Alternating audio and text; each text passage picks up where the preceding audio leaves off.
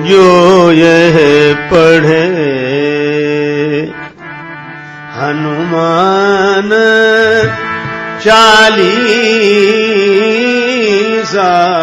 जो यह पढ़े,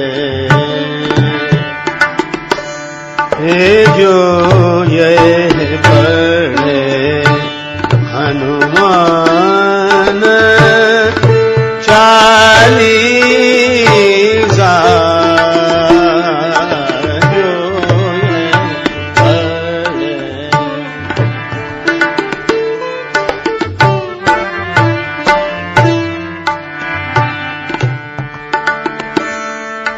हो ही सिद्धि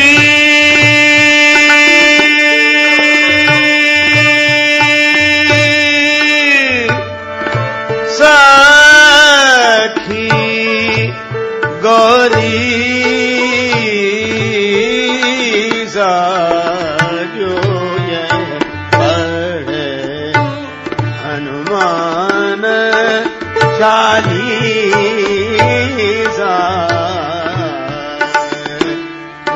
जो यह पढ़े। हो ही सिद्धि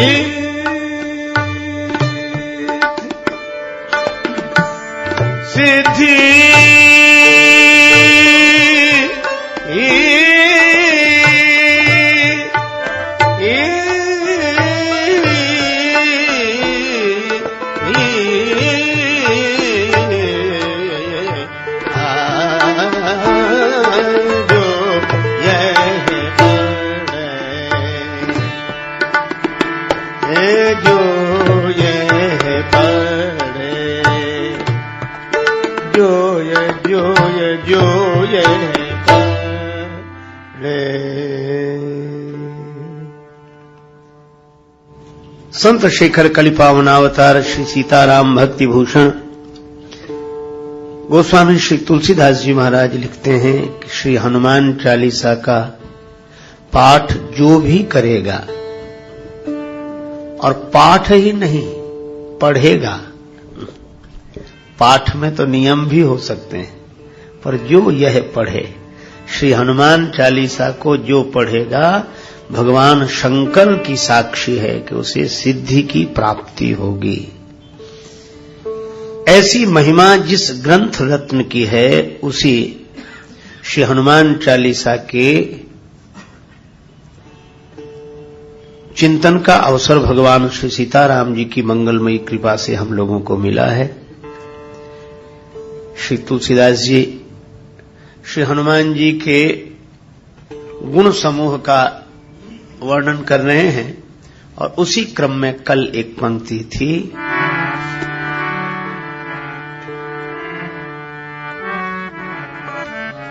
महावीर विक्रम बजरंगी, महावीर विक्रम बजरंगी, महावीर महावीर वीर विक्रम।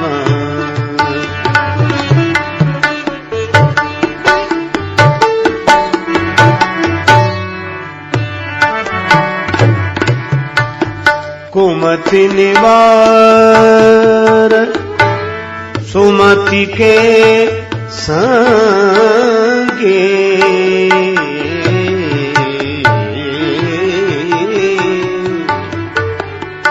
कुमति निवार सुमति के संगे,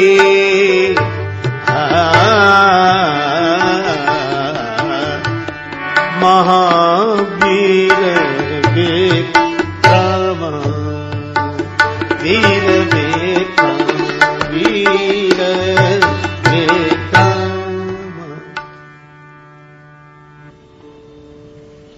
कुमति निवार सुमति के संगी, श्री हनुमान जी वीर नहीं महावीर हैं। वज्र की तरह जिनका दिव्य देह है, उन बजरंग बली में अमित विक्रम है, पराक्रम है, और वे कुमति का हरण करने वाले, सुमति का समर्थन करने वाले।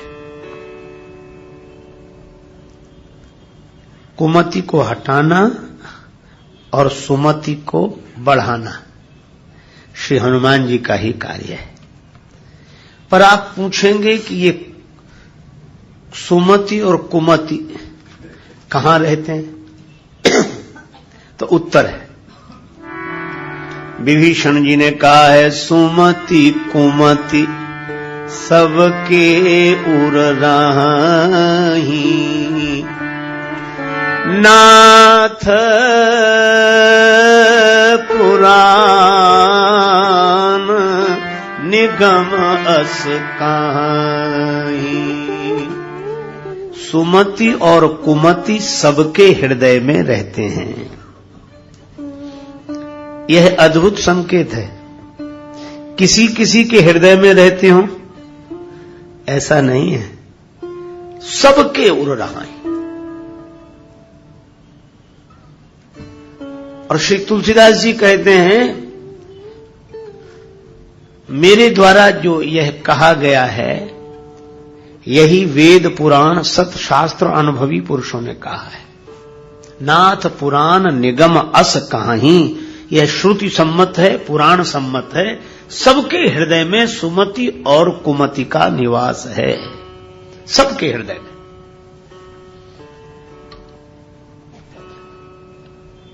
यह कह देने से एक लाभ यह होता है कि व्यक्ति हीन भाव से नहीं भरता कि मुझ में भी कुमति आ गई, मेरे मन में भी कुमति आ गई। वह सोचता है कि सबके साथ ऐसा होता है, इसलिए अपने साथ हुआ तो आश्चर्य नहीं। एक तो यह लाभ, और दूसरा हीन भाव तो रहेगा नहीं, पर अभिमान नहीं होगा कि सुमति दूसरे में ही रहती होगी, मुझ में नहीं रहती।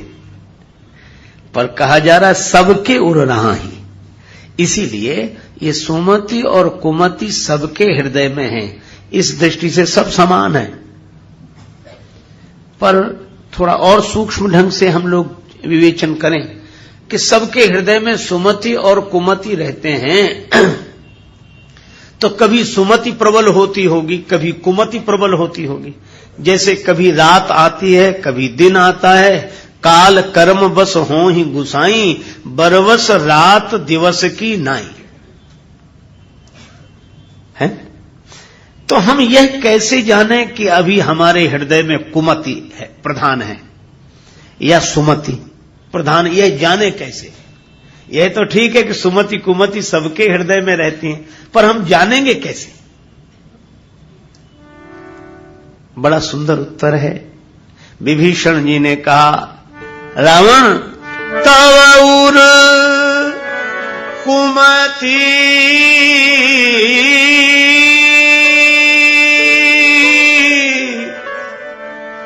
बसी विपरीता,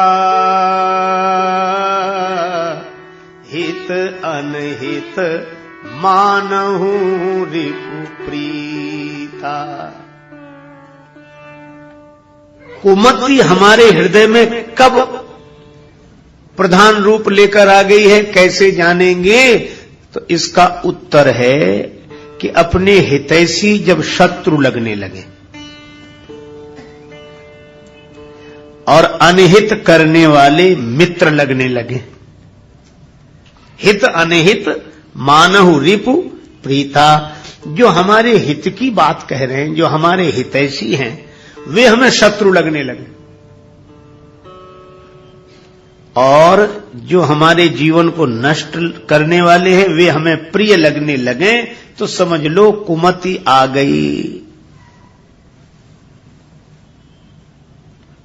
और ऐसी दशा में आदमी सही निर्णय नहीं कर पाता, वह अपने साधना पथ से विमुख हो जाता है, भटक जाता है। तो ऐसे भटकाव के क्षण अगर जीवन में आए तो किसका आश्रय लें? कुमति आ गई हो, और कुमति के कारण हम समझकर भी नहीं समझ पाते हैं, क्योंकि प्रभाव कुमति का है। हमारे गुरुदेव कहते थे, जब आते अच्छे दिन तो अच्छी बात सुहाती, और ना ही तो समझाने पर भी नहीं समझ में आते। अच्छा बोलो, विभीषण जी ने कितना समझाया रावण को। अंत में उन्होंने कहा कि मेरा उपदेश तुम पर काम नहीं कर रहा। कहा क्यों? का औषधि रोग को मिटा सकती है, मौत को नहीं। तो ये उपदेश की औषधि काम तो करती है, लेकिन औषधि काम करती है रोग पर, मृत्यु पर नहीं। हितमत तो ही न लागत कैसे, काल विवश कहां भेषज जैसे। जो काल के बस में है उस पर दवा काम नहीं करती। इसी तरह कुमति का कुप्रभाव कुसमय के कारण जिसके मन पर हो, उस पर उपदेश की औषधि काम नहीं करती। रावण को समझाने वाले हार गए, क्योंकि तव और कुमति बसी विपरीता। तब हम लोगों को निराशा हाथ लगती है कि यदि कुमति प्रबल हो गई हमारे हृदय में, तब तो हमें कोई भी सुखी नहीं कर सकेगा। पर श्री तुलसीदास जी कह देंगे निश्चिंत रहो, अगर ऐसी दशा भी आ जाए तो एक हैं जिनका आश्रय लेने से कुमति हट जाएगी और सुमति की स्थापना हो जाएगी। का ऐसा पराक्रम किसका है? तब कहा महावीर विक्रम बजरंगी, कुमति निवार सुमति के संगी। वे कुमति का निवारण करके सुमति की स्थापना कर देते हैं। तो यह असंभव काम हनुमान जी के द्वारा संभव हो जाता है। हाँ, क्यों? अघटित घटन सुघट विघटन, ऐसी बिरदावली नहीं आन की।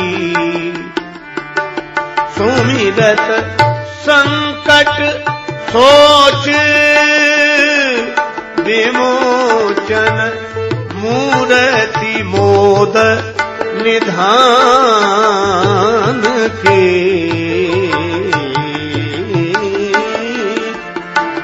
जाके गति है हनुमान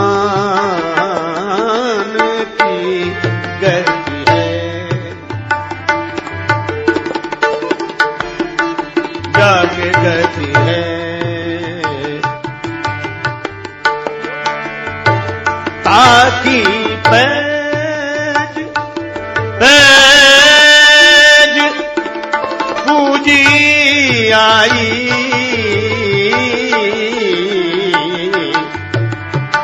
यह रेखा पुलिस पसान की गति है हनुमान की। जाके गति है, जाके गति है, जाके गति है। अघटित घटन सुघट विघटन, ऐसी बिरदावली नहीं आने की। सर्व समर्थ हैं श्री हनुमान जी महाराज, अतुलित बल धामम है, इसलिए वे समर्थ हैं। किसमें? कुमति निवार सुमति के संगी। कंचन वरन विराज सुवेशा। श्री हनुमान जी कंचन वरण है, स्वर्ण शैलाभ देहम है, कनक वरण तन तेज विराजा। कंचन वरण। देखो, श्री राम जी ने श्री हनुमान जी को लंका में भेजा। क्यों? श्री राम जी को लग रहा था कि श्री जानकी जी ने पहली बार कुछ मांगा और मैं दे नहीं सका। क्या मांगा था? स्वर्ण मृग, स्वर्ण मृग, और कहा यही मृग कर अति सुंदर छाला। गीतावली में वर्णन है श्री सीता जी ने कहा पाई पालिवे जोग मंजू मृग।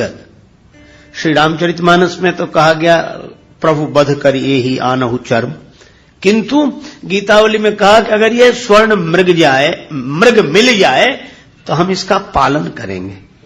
ये स्वर्ण मृग मिल जाए पालन करेंगे। भगवान बहुत पीछे पड़े, पर जब बाण मारा तो उसका असली रूप निकला, वह मारीच था। भगवान ने कहा क्या बताएं किशोरी जी, यह स्वर्ण मृग नकली निकला, नहीं हम जरूर लाते। यह नकली निकला, नहीं तो हम इसे जरूर लाते। पर जब श्री हनुमान जी को देखा, राम जी ने कहा कि अब भेज रहा हूं। किसे? कहा कि स्वर्ण मृग को ही भेज रहा हूं। हनुमान जी स्वर्ण वर्ण है। स्वर्ण शैलाभदे हम कनक वरन तन तेज विराजा कंचन वरन विराज सुवेशा। हनुमान जी स्वर्ण, और मृग कैसे? कहा हनुमान जी भी मृग हैं। मृग बंदर को भी कहा है, पर बंदर को कौन सा मृग कहा है? साखा मृग के बड़ी मनुसाई, साखा ते साखा पर जाई। साखा मृग। तो हनुमान जी स्वर्ण वर्ण हैं, कंचन वरन विराज सुवेशा, आहा, और मृग हैं, शाखा मृग हैं। और इसीलिए भगवान ने भेजा कि यह असली स्वर्ण मृग है। नकली स्वर्ण मृग था वह तो, और यह असली स्वर्ण मृग है, इसका पालन करो। पाई पालिवे जोग मंजू मृग, इस स्वर्ण मृग का पालन करो। इसीलिए श्री राम जी ने हनुमान जी को भेजा। श्री जानकी जी ने कहा कि प्रभु आप कह रहे हैं तो आपके वचन पर विश्वास है, लेकिन स्वर्ण मृग से एक बार छले गए तो कहीं यह भी नकली मृग तो नहीं है सोने का। राम जी बोले यह असली स्वर्ण मृग है, परीक्षा करके देख लेना। अच्छा, अब एक बात आप सोचना, सोने की परीक्षा किसमें होती है? कन कहीं बान चढ़ई जिमि दाहें। सोने की परीक्षा तो अग्नि में होती है, स्वर्ण की अग्नि परीक्षा होती है। और जब अग्नि में तपता है स्वर्ण तो कुंदन हो जाता है, उसका कुछ बिगड़ता नहीं है। राम जी ने इसीलिए तो हनुमान जी को भेजा कि जरा अग्नि परीक्षा हो जाए। रावण के पास भी सोना है और हमारे पास भी सोना है। उसके पास सोने की लंका है, सोने के मकान, सोने के किवाड़, सोने की छत, सब सोने ही सोना है। और हमने जिसे भेजा है वह भी कंचन वरन विराज सुवेशा, वह भी सोना है। स्वर्ण शैलाभ दे हम कनक वरन तन तेज विराजा। तो परीक्षा हो जाए कि असली सोना कौन और नकली सोना कौन। और अग्नि परीक्षा हुई तो रावण का सोना जल गया, पर राम जी के सोने का कुछ नहीं बिगड़ा। यह अग्नि परीक्षा हुई। क्यों? हनुमान जी से किसी ने पूछा कि असली सोना आप कैसे और रावण का सोना नकली कैसे? हनुमान जी ने कहा कि देखो, सोने की लंका और उसके भीतर बैठा कौन है? रावण। और रावण माने अभिमान। जिस सोने में, जिस वैभव के भीतर अभिमान बैठा हो वो नकली सोना है, कभी भी नष्ट हो सकता है। अभिमान कभी भी टूट सकता है, और अभिमान कभी भी टूट सकता है तो अभिमान की बनी हुई सोने की लंका कभी भी टूट सकती है। पर हनुमान जी कैसे सोना है कि इन सोने की लंका के भीतर रावण बैठा है, और हनुमान जी ऐसे स्वर्ण मंदिर हैं कि इनके भीतर भगवान बैठे हैं। जासु हृदय आगार बसहि राम सर चाप धर। तो जिस वैभव के भीतर भगवान की प्रतिष्ठा हो, उस वैभव का कुछ नहीं बिगड़ेगा, कैसी भी अग्नि परीक्षा ले ली जाए। पर जिस वैभव के भीतर अभिमान बैठा है वह वैभव सदा रहेगा नहीं, यह संकेत मिला। तो हनुमान जी सच्चे स्वर्ण हैं, सच्चे स्वर्ण मृग हैं। और उनकी वह जो स्वर्ण छवि है वह सबके मन को मोह लेती है। इसीलिए तुलसीदास जी कहते हैं, जरा हनुमान जी को देखो, कंचन बरन बेरा सुबेसा बरन विराज।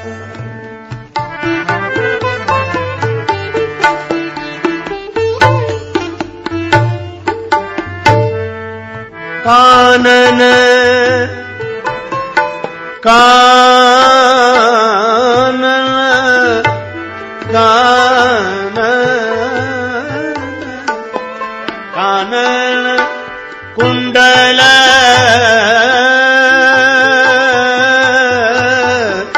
कुंचित केसाये विराज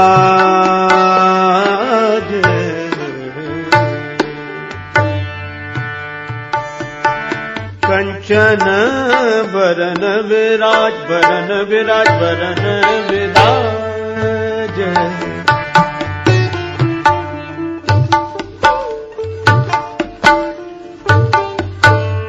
सुवेश श्री हनुमान जी का वेश सुवेश है। एक अद्भुत बात है, वे हनुमान जी साधु हैं, पर हनुमान जी का वेश साधु का नहीं है। कालनेमी और रावण इनके भेष साधु के थे।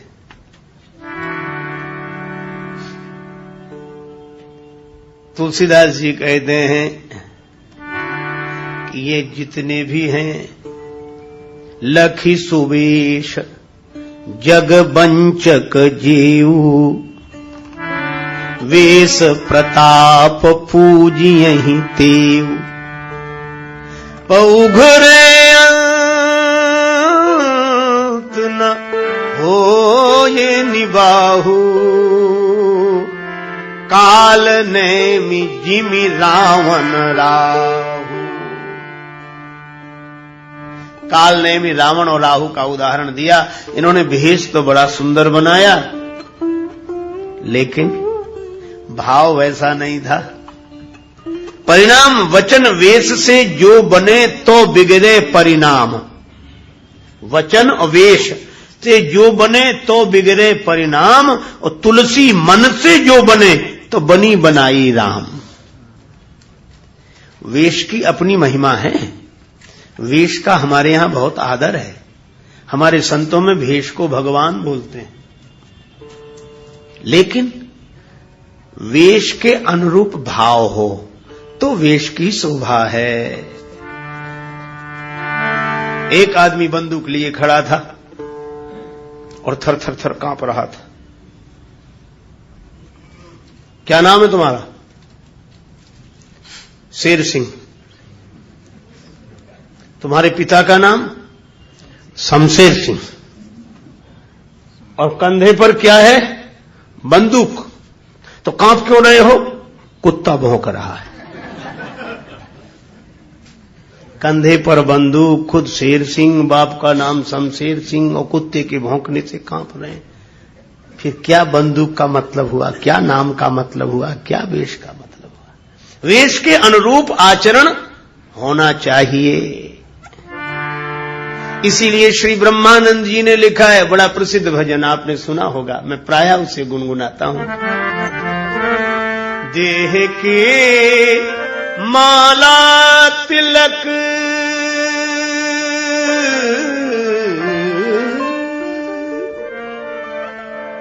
और छाप नहीं किसी काम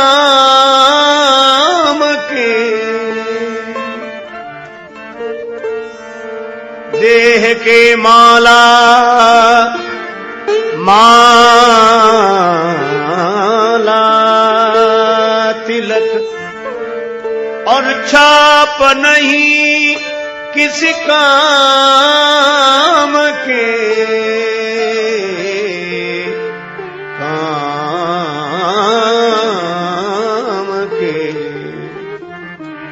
प्रेम भक्ति के बिना, प्रेम भक्ति के बिना नहीं नाथ के मन भाएगा सोई परम पद पावेगा, सोई परम पद पावेगा। जो भजे हरि को सदा, जो भजे हरि को सदा, सोई परम पद पावेगा, सोई परम पद पावेगा।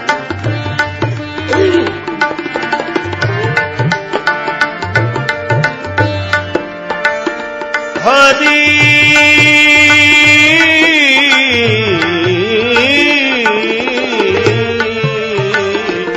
सोई परम पद, सोई परम पद, सोई परम पद पावेगा।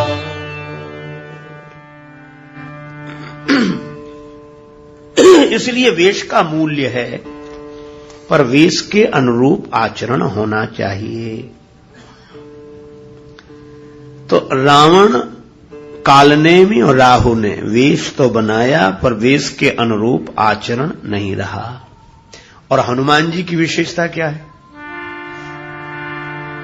किएहूं कुबेश साधु सन मानू,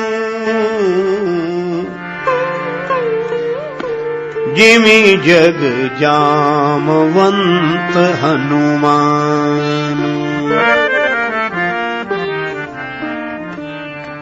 हनुमान जी ने वेश नहीं बनाया, साधु का भेष नहीं बनाया, पर हनुमान जी साधु हो गए। और इसीलिए तुलसीदास जी कहते कि धन्य है हनुमान जी का ये सुवेश। का हनुमान जी तो साधु के वेश में ही नहीं, किएहूं कुबेश, ये वानराकार विग्रह है, वानर वेश में है, ये साधु का वेश नहीं है। तुलसीदास जी बोले हम इनके तन के नहीं मन के वेश को देख रहे हैं। कंचन वरन विराज सुवेशा, ये मन से साधु हैं, मन से भगवान के भक्त हैं। किएहूं कुबेश साधु सनमानु, जिमि जग जामवंत हनुमानु। तो कंचन वरन विराज सुवेशा। अच्छा, वेश में भी वर्णन किसका किया? वर्णन कानों से शुरू हुआ। कानन कुंडल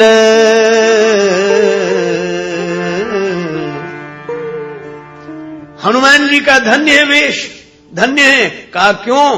कहा कि वे श्रवणों में कुंडल धारण करते हैं, कानों के आभूषण से वर्णन किया वेश का, श्रवणों के आभूषण से वर्णन किया वेश का। तो ये श्री हनुमान जी स्वर्ण शैलावदेह में परम सुंदर हैं और उनके कानों में कुंडल है, यह तो ठीक, पर तुलसीदास जी विशेष इशारा करना चाहते हैं। हनुमान जी का वेश धन्य क्यों? क्योंकि वे श्रवणों का आभूषण धारण करते हैं। और श्रवण का आभूषण क्या है? अपनी दृष्टि से तो कुंडल है, लेकिन श्रवण का आभूषण क्या है? श्रवण का आभूषण है भगवान की कथा।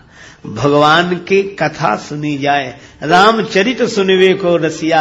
यत्र यत्र रघुनाथ कीर्तनम तत्र तत्र कृतमस्तकांजलिम, वाष्पवारि परिपूर्ण लोचनम, मारुतिम नमत राक्षसांतकम। तो जिसने अपने कानों का आभूषण भगवान की कथा को बना रखा है, उस सुवेश को प्रणाम है। कानन कुंडल, कुंचित केशा, बाल टेढ़े हैं, अच्छा सीधे नहीं है, कुंचित हैं, घुंघराले हैं। तो तन की दृष्टि से तो घुंघराले हैं, पर बाल को आप विचार का स्वरूप माने, क्योंकि सिर से बाल का जन्म और सिर से ही विचार का जन्म। तो ये बाल सिर से उगे तो सीधे गए, हनुमान जी के बाल सीधे नहीं गए, लौट कर आए। तो बाल माने विचार का, हनुमान जी का विचार सीधे जाने का, मुक्ति का नहीं है, फिर लौट कर आने का है। बार बार जन्म का है। और बार बार जन्म किस लिए? का जन्म जन्म रति राम पद यह वरदान न आन, जिसका मन धरती छोड़ने का न हो, बार बार इसी धरती पर रहकर भगवान के गुण गाने और सुनने का हो, यही कुंचित केश का आध्यात्मिक अर्थ है, भावनात्मक अर्थ है। कानन कुंडल कुंचित केसा। आहा, देखो, कानन कुंडल कुंचित केशा। श्री हनुमान जी महाराज बार बार, इसीलिए राम जी जब अपने धाम को जाने लगे तो श्री हनुमान जी से कहा कि आप भी चलो। राम जी बोले कहां? हनुमान जी ने पूछा कहां? श्री राम जी ने कहा हमारे धाम में। अच्छा प्रभु चले तो साकेत? हाँ साकेत लोग चले तो, पर वहां आपकी कथा कब होती? राम जी बोले वहां तो हम ही होते हैं, कथा तो यहां होती है, वहां नहीं। हनुमान जी बोले तो आप चलो। और आप? हनुमान जी बोले हम बाद में आएंगे। कहा कब? बोले आपकी कथा सुनकर आएंगे। भगवान बोले तो कब तक रहोगे? हनुमान जी ने हाथ जोड़कर कहा प्रभु जब तक आपकी कथा इस धरती पर रहेगी तब तक मैं यह धरती छोड़कर कभी नहीं आऊंगा। इस धरती से ही जुड़ना माने बार बार लौटना। तो हनुमान जी भक्ति के कारण, अच्छा यही कारण कि जानकी माता का जन्म धरती से हुआ और समाई भी वे धरती में। तो जिस भक्ति का संबंध धरती से हो उस धरती को हनुमान जी कभी नहीं छोड़ते। और पौराणिक मान्यता के अनुसार वे गंधर्व लोक में जाकर विश्राम करते हैं, पर फिर लौटकर इसी धरती पर आते हैं। धरती पर आकर क्या करते हैं? का यत्र यत्र रघुनाथ कीर्तनम तत्र तत्र कृत मस्तकांजलिम वाष्पवारी परिपूर्ण लोचनम मारुतिम नमत राक्षसांतकम। जहां जहां भगवान की कथा होती है वहां श्री हनुमान जी नतग्रीव होकर और वाष्पवारी परिपूर्ण लोचन होकर करवद्ध मुद्रा में विराजमान होकर भगवान की कथा सुनते हैं। और इसीलिए कुंचित केश का अर्थ है बार बार लौटकर आने की बात। इसी कथा में बार बार आने की बात, ये कुंचित केश है। और श्रवण कानन कुंडल, ये कान का भूषण, बोले यही कथा है और यही हनुमान जी का सुवेश है। कंचन वरण विराज सुवेशा कानन कुंडल कुंचित केसा। तो देह की दृष्टि से तो उनके इस भव्य श्रृंगार का दर्शन करें, पर नेह की दृष्टि से इसका भावनात्मक अर्थ ग्रहण करें। कंचन वरण विराज सुवेशा कानन कुंडल कुंचित केसा। और आगे हाथ वज्र जनु ध्वजा विराजे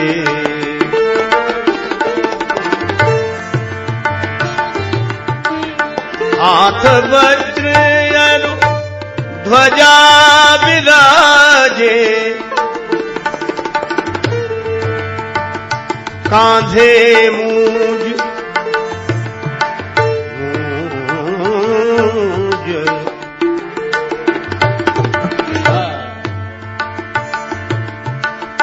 कांधे मूज जनेऊ साजे कांधे मूज जनेऊ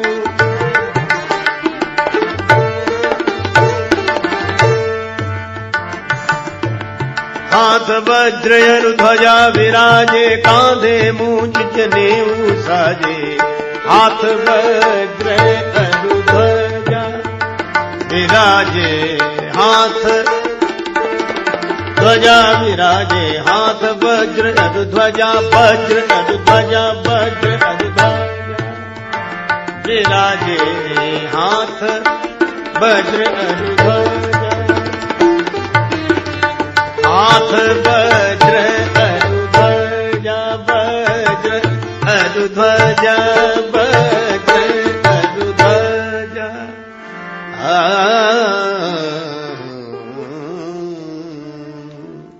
हनुमान जी के हाथ में वज्र है। वज्र माने गदा, उसी का नाम यहां गोस्वामी जी वज्र दे रहे हैं। हनुमान जी गदाधारी।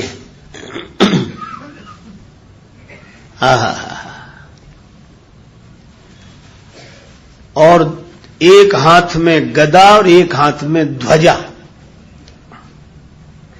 अच्छा ये ध्वजा क्या है? कौन सी ध्वजा लहराते हैं हनुमान जी? ध्वजा तो एक ही है, रघुपति कीरति बिमल पताका।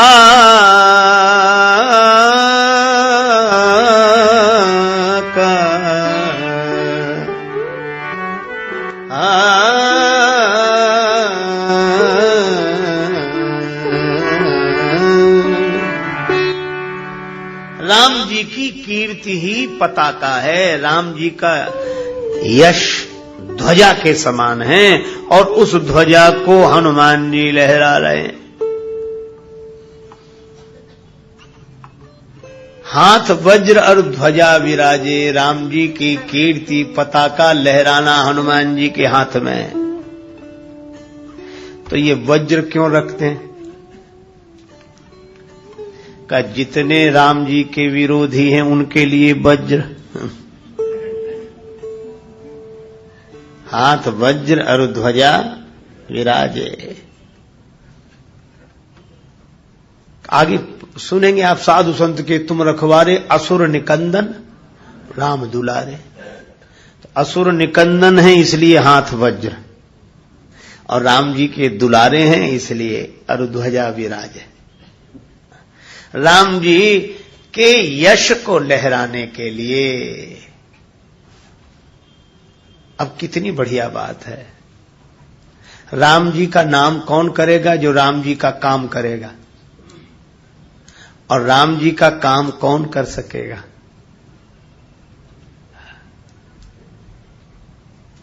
जो काल के हाथ में न हो, काल जिसके हाथ में हो। ये वज्र क्या है? काल है। और ये काल किसके हाथ में? हनुमान जी के हाथ में। अब जरा गंभीरता से सोचें, वज्र माने गदा, गदा माने काल, क्योंकि हनुमान जी उसी से काल बनते हैं किसी के,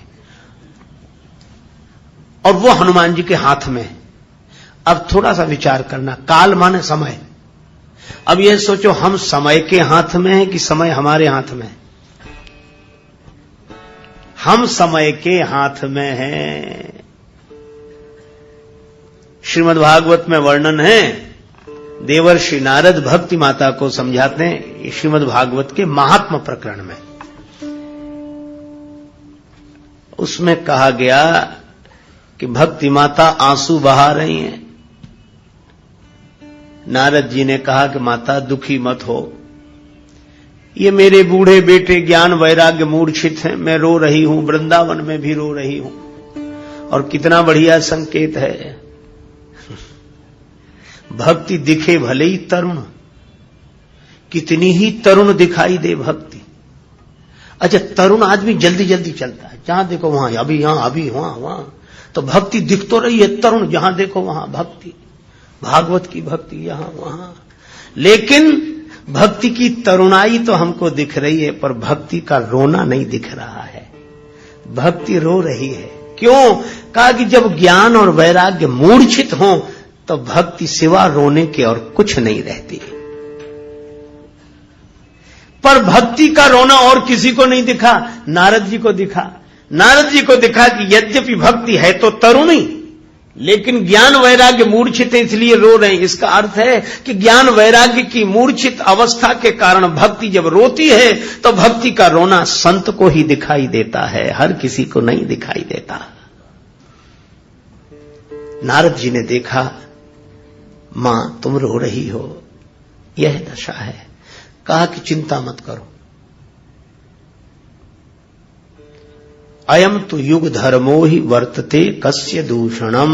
माता, यह युग का धर्म है, इसमें किसी का दोष नहीं है। हम सब समय के हाथ में हैं, समय समय पर होता है, समय समय की बात। किसी समय का दिन बड़ा, किसी समय की रात। एक महात्मा ने कहा, समय समय पर होता है, समय समय की बात। राम जन्म का दिन बड़ा, कृष्ण जन्म की रात। अच्छा बोलो, हम समय के हाथ में। अभी जोरदार सर्दी पड़ने लगे, बहुत भयंकर सर्दी पड़े, बोलो किसी से कहना पड़ेगा कि स्वेटर पहनो, कोट पहनो, कि पहनकर आएंगे। और गर्मी लगने लगे तो कहना पड़ेगा कि स्वेटर उतारो, कोट उतारो, सब। तो हम किसके हाथ हैं? समय के। हमें जाड़ा कपड़े पहना देता है, जून कपड़े उतरवा देता है, बरसात छतरी खरीदवा देती है। तो बोलो हैं समय के हाथ में कि नहीं? हम सब समय के हाथ में हैं, इसीलिए समय का ख्याल रखते हैं कि समय से पहुंच जाओ।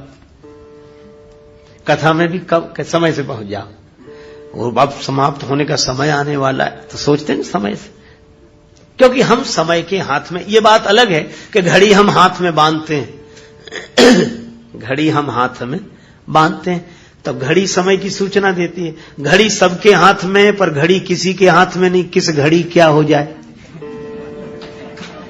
किस घड़ी क्या हो जाए। लगता है कि हमने घड़ी बांध रखी है, सही बात यह है कि घड़ी नहीं, हाथ बांध रखा है हमारा हाथ घड़ी में बंधा हुआ है। एक महात्मा कहते थे, घड़ी घड़ी चल यह घड़ी, कहती यही विनीत, मूर्ख तेरे जन्म की एक घड़ी गई बीत। इसलिए हम लोगों से कहा जाता है कि देखो हम सब समय के अधीन हैं, इसलिए समय का ध्यान रखना, समय से सब। और रामचरितमानस में इसकी बड़ी व्याख्या है प्रताप भानु ने सबको जीत लिया, और जिसको प्रताप भानु ने हराया था उसी ने प्रताप भानु का विनाश करा दिया। क्यों? काल पाय मुनि सुनि सोई राजा, भयउ निशाचर सहित समाजा। समय के अनुसार, समय से बंधे थे तो प्रताप भानु को रावण होना पड़ा। और वो जो हार गया था, जो कपटी मुनि बना बैठा था, वो समय प्रताप भानु कर जानी, आपन अति असमय अनुमानी, कि समय हमारा समय ठीक नहीं है। यही बात है। रही मन चुप हुए बैठिए, देख दिनन के फेर, जब नीके दिन आई हैं बनत न लगी है देर। रामचरितमानस में जान शरद ऋतु खंजन आए, समय पाए जिम सुकृत सहाये। समय की बात। और उसी पर मुझे वो कहानी याद आती है। एक बड़े संपन्न श्रद्धालु सेठ जी किसी महानगर में रहते थे। उनके गुरु जी ऋषिकेश से भी ऊपर हिमालय में, केदारनाथ से भी ऊपर, उधर कोई उत्सव था, श्रीमद् भागवत की कथा रही हो या कोई और आयोजन रहा हो, तो गुरु जी को बुलाया। गुरु जी बोले जून का महीना है, ऐसे में तो हिमालय में ही रहने दे। नहीं गुरु जी आप कृपा करो, पधारो। गुरु जी आए। शिष्य ने सोचा संपन्न श्रद्धालु, श्रद्धा की संपत्ति और वैसी भी संपत्ति। गुरुजी आए, गुरुजी को कष्ट न हो इसलिए गुरुजी बोले कहां ठहरे, बहुत गर्मी, हम तो हिमालय से आए। बोला ठहरो गुरुजी। उसने कहा, सेठ बोले कमरा धुलवाओ। सेठ जी ने कहा कमरा धुलवाओ। कमरा धुलवा दिया गया। पानी भरवाओ। गुरुजी बोले बस नहीं महाराज आप थोड़ा ठहरो। पानी भरवा दिया, मेज रखवा दी, बर्फ की सिल्लियां रखवा दी, बीच में गुरुजी का तखत, ऊपर पंखा।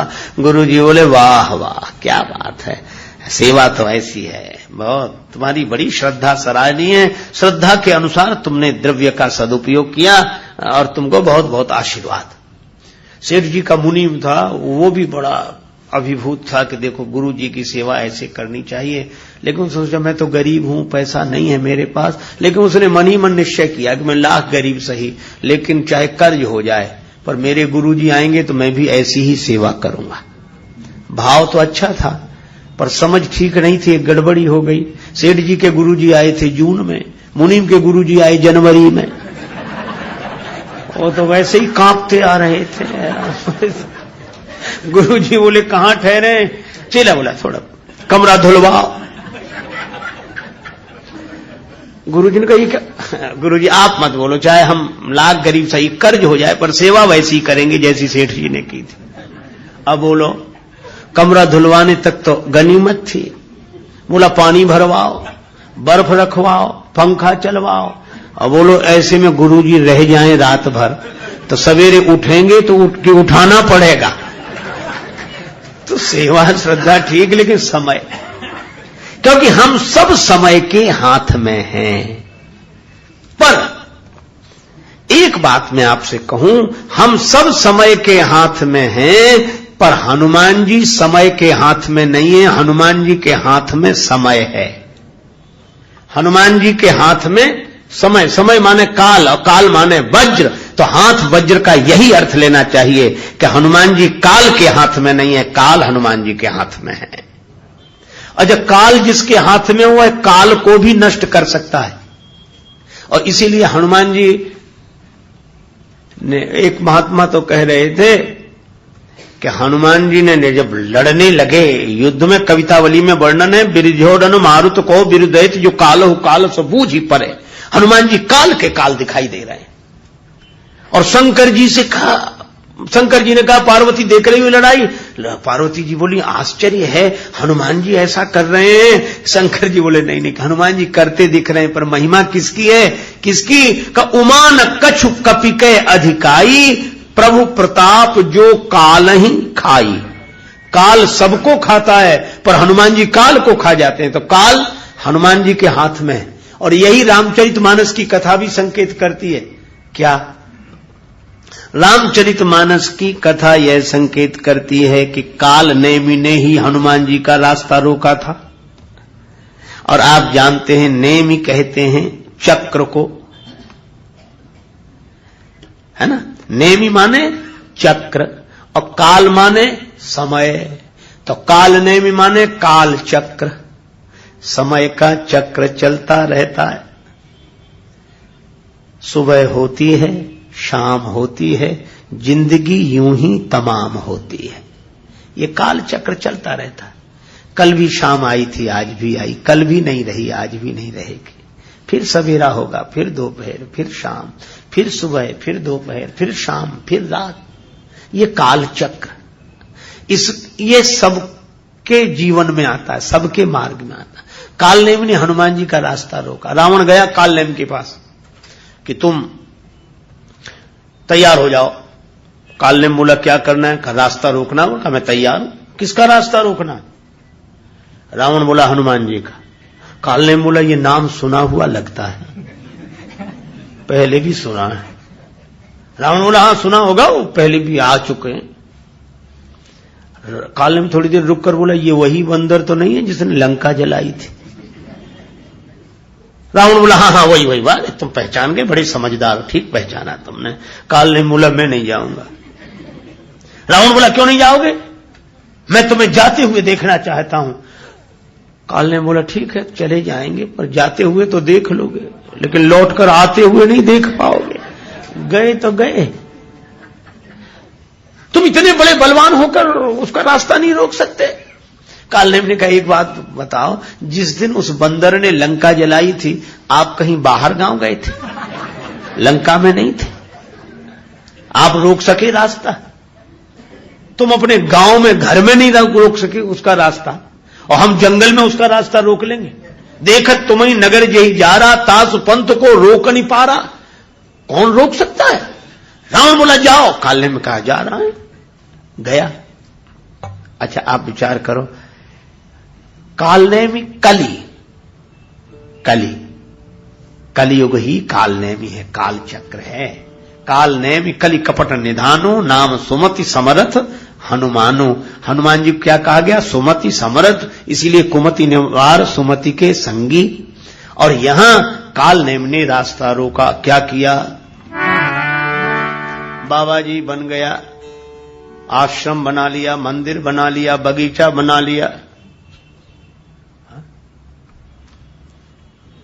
बड़ा बढ़िया मंदिर बनाया, बड़ा बढ़िया आश्रम, बड़ी बढ़िया बगीचा, बहुत सुंदर सरोवर।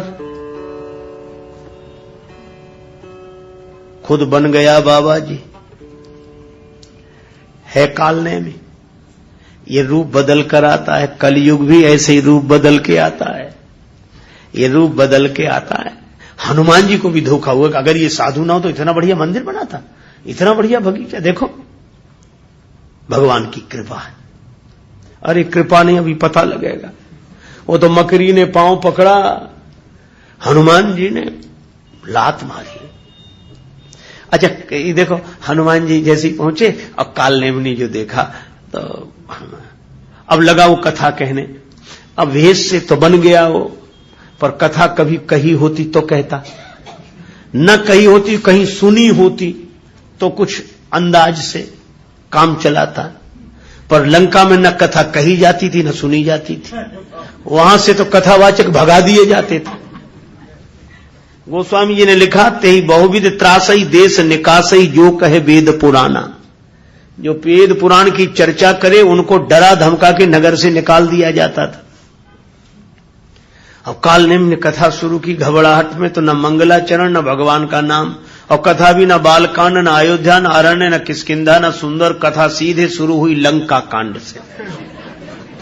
और कथा शुरू हुई रावण के नाम से, होत महारण रावण राम ही, और कथा सीधे लड़ाई से ही शुरू हुई।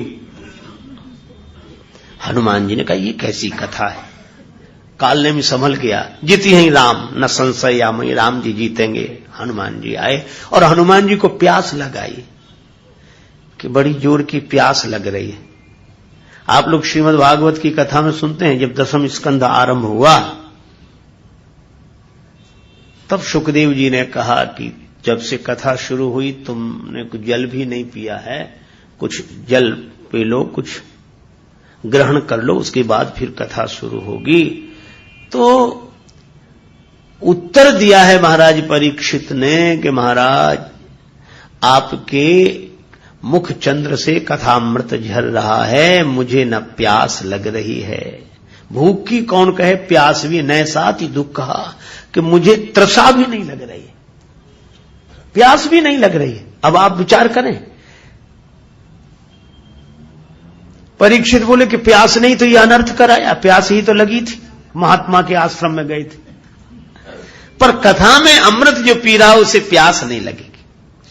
आप विचार करें, सुखदेव जी कथा कहेंगे तो महाराज परीक्षित की प्यास चली जाएगी, और अगर कालनेमी कथा कहेगा तो हनुमान जी को प्यास लग आएगी, प्यास बुझेगी नहीं, लगेगी। और जब जब कालनेमी के द्वारा कथा होती है भक्त की प्यास बुझती नहीं है। लोग कहते वहां गए कुछ समझे भी नहीं आया, पता नहीं क्या हो रहा था, कुछ हमें तो ये लगा कि चले यहां से, कुछ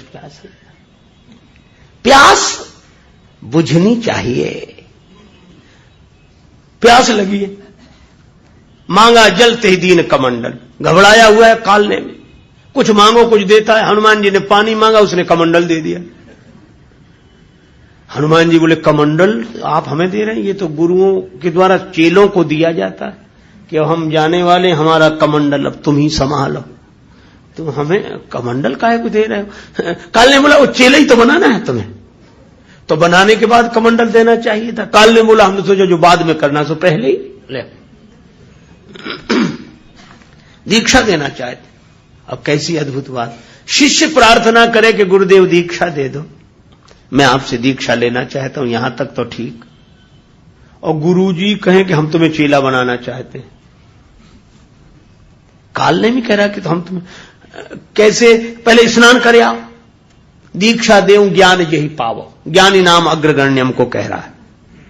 पर हनुमान जी सरल सीधे चले गए, सरोवर में प्रवेश किया, मकरी ने पांव पकड़ लिया। ये विषय जल के सरोवर में वासना की मकरी रहती है, विषय रस के सरोवर में प्रवेश करोगे, वासना की मकरी पांव पकड़ लेगी। पांव पकड़ लेने का मतलब आगे न बढ़ने दे, गति रोक दे। ये वासना ने ही तो हमारी गति रोक रखी है, पकड़ कर रखा है। पर हनुमान जी ने इस पर प्रहार किया, मारी।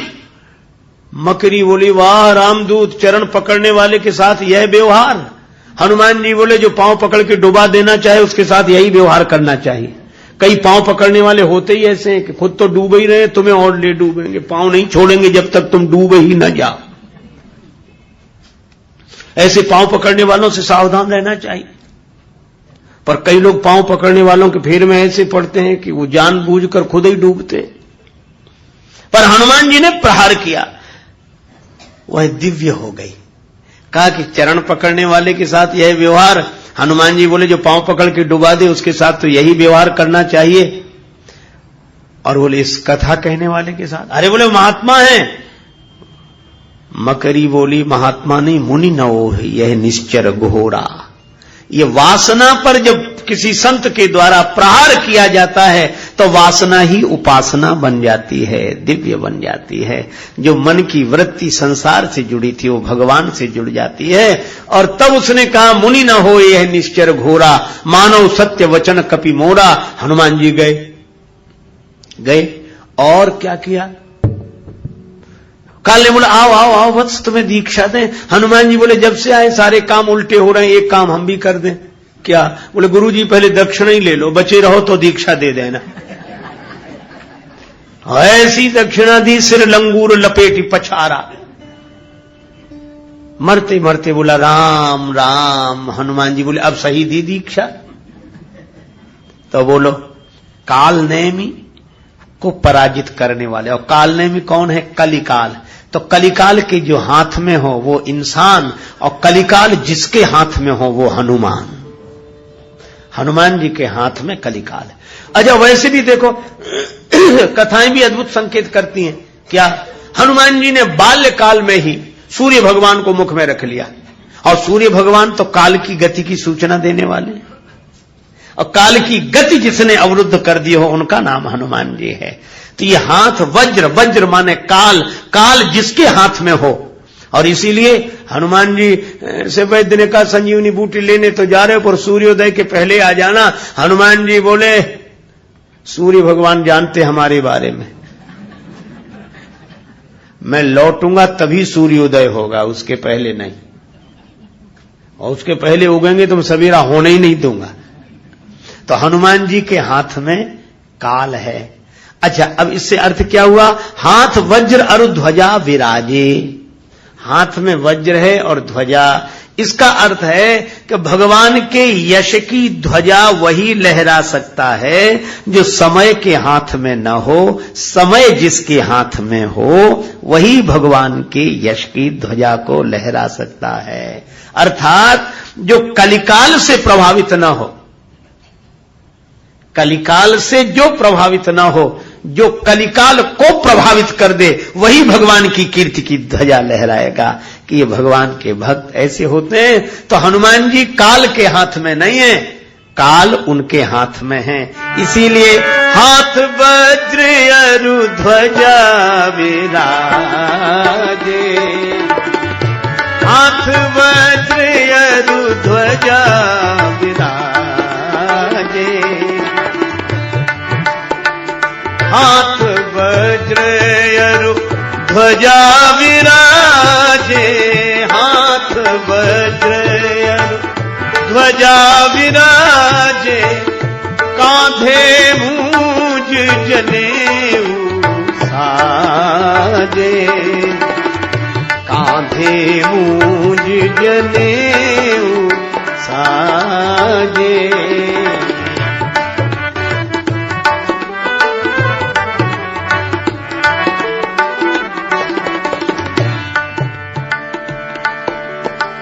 कांधे मूंज जनेऊ साजे, कांधे मूंज जनेऊ साजे।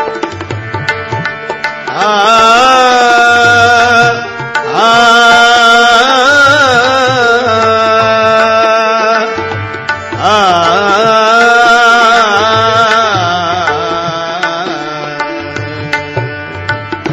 कांधे मूंज जनेऊ साजे।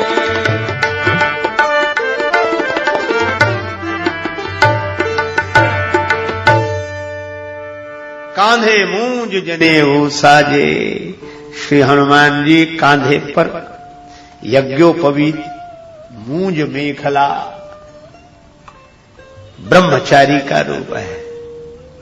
श्री हनुमान जी आजन्म बाल ब्रह्मचारी हैं, इसीलिए मेखला का वर्णन है। मूंज की मेखला यज्ञोपवीत धारण करते, कांधे मूंज जनेऊ साजे। लेकिन आपको मैं एक बात बताऊं, रामचरितमानस में विशेष रूप से दो ब्रह्मचारियों का वर्णन है। एक तो श्री हनुमान जी आजन्म बाल ब्रह्मचारी हैं, और एक दूसरे ब्रह्मचारी हैं परशुराम जी। हाँ? लेकिन दोनों में एक अंतर है, क्या हनुमान जी को कभी यह याद नहीं रहती कि हम ब्रह्मचारी हैं? और परशुराम जी के साथ दूसरी कठिनाई, वे कभी भूलते नहीं है कि हम ब्रह्मचारी हैं। इसलिए जहां जाते वहां यही कहते हैं, बाल ब्रह्मचारी अति कोही, विश्व विदित क्षत्रिय कुलद्रोही। मैं बाल ब्रह्मचारी हूं, मैं ब्रह्मचारी हूं, मैं ब्रह्मचारी हूं। भगवान सामने खड़े, भगवान के सामने। अच्छा देखो विडंबना क्या है, अभिमान से हनुमान परशुराम जी बोल रहे हैं, लेकिन अंतर क्या है? क्या बोले मैं ब्रह्मचारी हूं, मैं ब्रह्मचारी हूं, यह तो दिखाई दे रहा है, पर सामने ब्रह्म खड़े हैं वो नहीं दिखाई दे रहे हैं। अरे आप तो ब्रह्मचारी हो, पर सामने तो राम, ब्रह्म व्यापक जग जाना, ब्रह्म सामने ही खड़े हैं, श्री राम जी, पर ब्रह्मचारी। और लक्ष्मण जी परवाह नहीं करते और बोले क्या? बोले चितय परस की ओरा, रेसठ सुने स्वभाव न मोरा। फरसे की तरफ देखा, देखो तूने मेरा स्वभाव नहीं सुना है। फरसे की तरफ क्यों देख रहे थे? ताकि लक्ष्मण जी भी उधर देखें। कुछ लोगों की आदत होती, जिधर दिखाना चाहते हैं तो बात करेंगे, सामने वाले से देखेंगे उधर, ताकि वो भी उधर देखे। एक आदमी को सोने की अंगूठी मिल गई, क्षुद्र प्रकृति का आदमी था, पहली बार सोने की कीमती अंगूठी मिली। सो जिससे भी बात करता था वो अंगूठी आगे करके, और भाई साहब क्या हाल है? आप ठीक है? बहुत दिन में मिले, बहुत बड़े। लोग कहते अजीब आदमी है। अरे मुझे बोले उंगली ऐसे ऐसे करने का क्या क्या मतलब? देख लें लोग कि ऐसे गया मिठाई की दुकान पर, एक पंडित जी की दुकान थी मिठाई की, वो अपना चादर ओढ़े, ब्राह्मण देवता बैठे थे, और पंडित जी आओ भैया ये मिठाई कैसे? अब उसने ये लड्डू क्या भाव दिए, ये जलेबी कैसे, ये सब मिठाई पर ऐसे ऐसे कर रही, अंगूठी दी है ऐसे। ब्राह्मण देवता गंभीरता से सुन रहे, समझ गए। तो वो तो इतनी सी अंगूठी सोने की उंगली में पहने था, और वो इतना बड़ा सोने का बाजूबंद बांधे थे पंडित जी, यहां चादर ओढ़े बैठे थे। तो जैसे ये मिठाई कैसे, ये मिठाई कैसे? तो पंडित जी ने ऐसे चादर हटाया और अपना हाथ ऐसे किया, बोले सब एक ही भाव हैं, कोई भी ले जाओ, सब एक ही, ताकि वो भी देखे। अब परशुराम जी दिखाना चाहते हैं कि हम क्या हैं, ये रहा फरसा, तो फरसे की तरफ देखे ताकि लक्ष्मण जी भी देखें। बोले चितय परसु की ओरा, रेसठ सुने स्वभाव न मोरा। तुमने मेरा स्वभाव नहीं देखा है, अभी सुना ही नहीं होगा। लक्ष्मण जी ने देखा फरसे की तरफ, नहीं देखा तो दिखाने लगे। दूसरी पंक्ति में गोस्वामी जी क्या संकेत करते हैं? लक्ष्मण जी से सीधे ही बोले परसु विलोक महीप कुमारा, मेरा फरसा देखो, ये देखो मेरा फरसा। लक्ष्मण जी बोले हां हां देख रहे हैं। फरसा देखकर तुम डरे नहीं? लक्ष्मण जी बोले अच्छा रहा कि हमने फरसा नहीं देखा। क्यों? फरसा देखते तो लड़ाई हो ही जाती। क्यों हो जाती? तो मुझे वीर नहीं समझ रहे हो क्या? लक्ष्मण जी बोले आप केवल फरसा थोड़े ही लिए हैं, एक और धारे धनु, एक और धारे बाण, एक और परसु सुधारे तेज तायो है, एक और शूल, एक और लौह बर्म झूल, एक और तोमर त्रिशूल लटकायो है। बिंदु कवि धन्य भृगुवंशज मुनीस तुम्हें संत वेश में विचित्र रूपक लखायो है। मैंने जानो को कुशल कारीगर है, जनकपुरी में शस्त्र बेचिवे को आयो है। हमने वीर समझा ही नहीं। अब तो बड़ा क्रोध आया, मेरा फरसे का अपमान, फरसे। लक्ष्मण जी ने कहा कि देखो महाराज, अगर आप ब्रह्मचारी कह रहे हो, बाल ब्रह्मचारी अति कोही, तो ब्रह्मचारी का चिन्ह फरसा नहीं है। फिर बोले आप अपने को कहते रहे हो ब्रह्मचारी और दिखा रहे हो फरसा, और ब्रह्मचारी का चिन्ह क्या है? लक्ष्मण जी बोले वो मैंने देखा, इसीलिए नहीं झगड़ा किया आपसे। क्या देखा तुमने? बड़ा सुंदर संकेत है। लक्ष्मण जी बोले भृगुसुत समुझी जने बिलो की, जो कछु कहाऊं सहाऊं रिस रोकी। मैं आपको भृगुवंशी ब्राह्मण ब्रह्मचारी के रूप में देखकर अब ब्रह्मचारी का जो चिन्ह है वह देख रहा हूं। का ब्रह्मचारी का चिन्ह क्या है? बोले यज्ञोपवीत, जनेऊ, वह देख रहा हूं मैं, फरसा नहीं देख रहा हूं। जनेऊ देखकर ही श्रद्धा होती है, फरसा देखकर तो लड़ने का मन होता है। तो ब्रह्मचारी का मुख्य चिन्ह क्या है? यज्ञोपवीत। और यज्ञोपवीत पर ब्रह्मचारी को गर्व होना चाहिए कि मैं यज्ञोपवीतधारी हूं। इसलिए तुलसीदास जी कहते हैं कि ब्रह्मचारी तो दो, लेकिन एक ब्रह्मचारी ने अपना चिन्ह फरसा मान लिया। लेकिन हमारे हनुमान जी ऐसे ब्रह्मचारी हैं कि इनका चिन्ह क्या है? कांधे मूज जने साजे, कांधे जने जने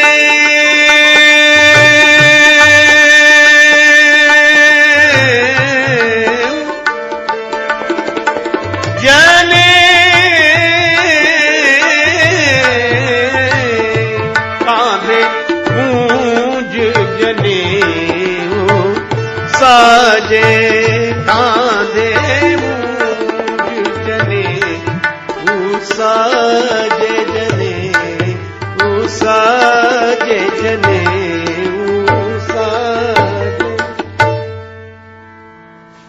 हनुमान जी सच्चे ब्रह्मचारी हैं। क्यों?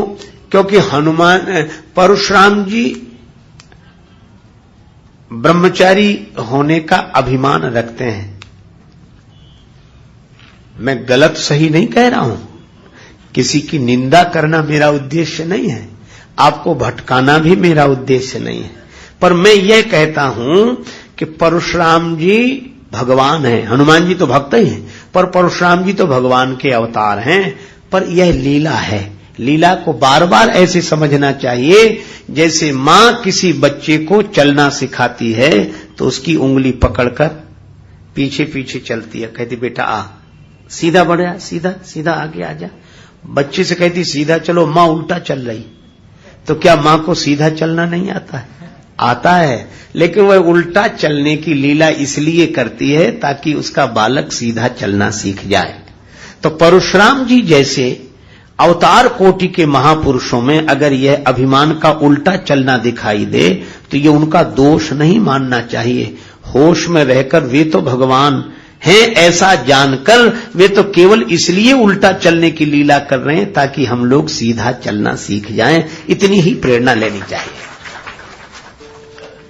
तो परशुराम जी ब्रह्मचारी हैं पर वे अभिमान को भीतर रखते हैं, और हनुमान जी ऐसे ब्रह्मचारी हैं कि वे भगवान को भीतर रखते हैं, वे भगवान को भीतर रखते हैं। अच्छा एक बात है, हनुमान जी ब्रह्मचारी हैं पर उन्हें ब्रह्मचारी होने का न भान है न गुमान है। क्यों नहीं है?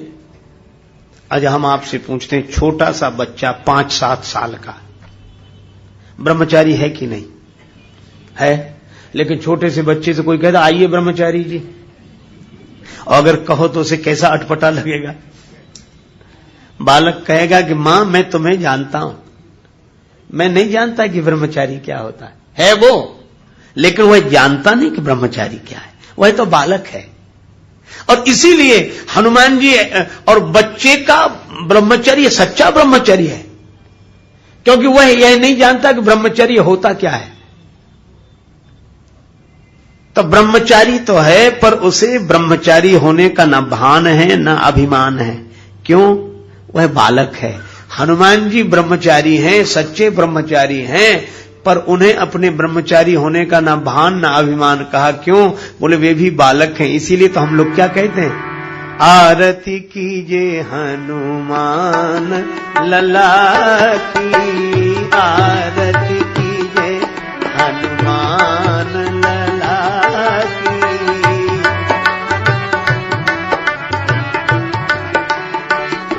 दुष्ट दलन रघुनाथ कला की, आरती कीजिए हनुमान लला की, आरती कीजिए हनुमान।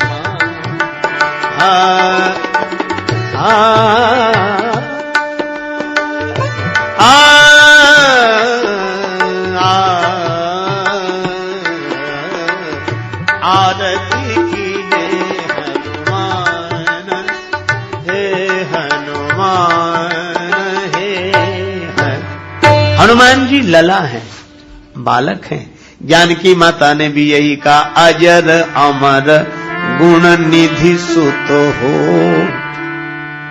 सुत हो, छोटे से हनुमान जी बाल हनुमान, सदा बाल भाव में रहते हैं और बूढ़े तो हो ही नहीं सकते, क्योंकि जानकी माता ने कहा है अजर अमर गुण निधि सुत हो। हनुमान जी तुम अजर रहो, तुम्हें कभी बुढ़ापा ना आवे। अजर है, बुढ़ापा नहीं आता हनुमान जी का, इसीलिए हनुमान लला के। पर एक बार एक सज्जन ने हमसे कहा, अलग अलग क्षेत्र में हनुमान जी के अलग अलग नाम भी लोगों ने रख रखे, अलग कई जगह हनुमान लला, प्राय आरती कीजिए हनुमान लला की। पर बुंदेलखंड के लोग उधर कुछ क्षेत्रों में हमने देखा वे हनुमान जी को लला नहीं बोलते, हनुमान बब्बा कीजिए। बब्बा बब्बा माने बूढ़ा। एक सज्जन बोले ये बुंदेलखंडी लोग नासमझ होते हैं क्या, जब हनुमान जी बूढ़े होते ही नहीं तो उनको बब्बा क्यों कहते हैं। अरे उनका अब प्रश्न तो ठीक ही है कि भाई जब बूढ़े हैं ही नहीं हनुमान जी, जानकी माता ने कहा कि तुम बूढ़े होगे ही नहीं, तो फिर उनको बूढ़ा क्यों कहते हैं। हमने उत्तर दिया, हमने कहा नहीं बुंदेलखंड के लोग समझदार हैं, वो ठीक कहते हैं। बोले क्यों ठीक कहते हैं, या तो जानकी माता का आशीर्वाद गलत है कि बूढ़े नहीं होंगे, और जब बूढ़े नहीं हो तो उनको बाबा क्यों कहते हैं, बब्बा क्यों कहते हैं। हमने कहा इसलिए कहते हैं कि हनुमान जी वैसे कभी बूढ़े नहीं होते, लेकिन एक बार लीला में बूढ़े हुए थे। कब हुए, बोले भीम का अभिमान दूर करना था तो हनुमान जी बूढ़े बानर के रूप में ऐसे बैठ गए, पूंछ फैला दी रास्ते में। भीम ने कहा है हटाइए पूंछ। हनुमान जी बोले बूढ़ा कमजोर बंदर, मैं पूंछ नहीं हटा सकता, भैया तुम ही हटा दो। भीम ने बड़ी ताकत लगाई, पूंछ नहीं हटी। बूढ़ा बानर, और ये आप कौन है, प्रकट हो जाओ। तो हनुमान जी वास्तविक रूप में प्रकट हुए। यह कथा जगत प्रसिद्ध है। हमने कहा कि बुंदेलखंडी लोग उस कथा को याद करके हनुमान बब्बा की जय बोलते हैं, इसलिए वो गलत नहीं, सही है।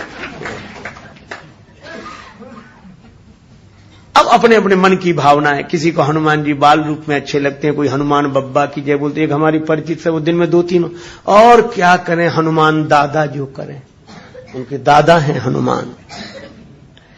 पर हनुमान जी अपने मूल में सदा बाल भाव से रहते हैं। वे जानकी माता के लाडले लाल हैं, वे राम जी के लाडले लाल हैं, और राम दुलारे हैं, राम जी का दुलार उन्हें मिलता है, तो इसलिए वे ब्रह्मचारी हैं।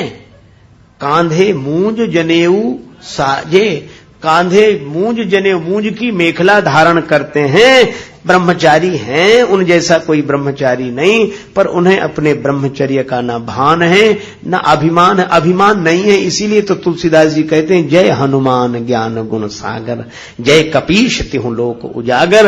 इसलिए हाथ वज्र यरु ध्वजा विराजे,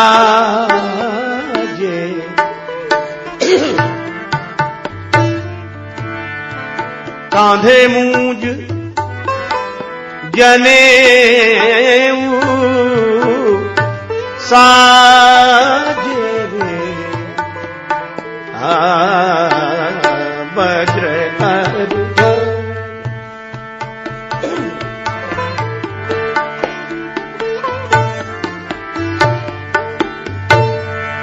शंकर सुवन केसरी,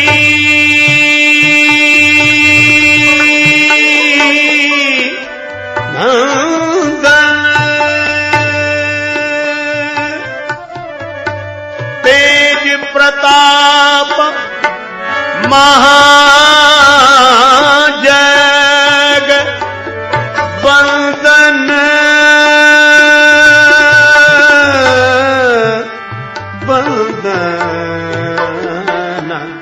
शंकर सुवन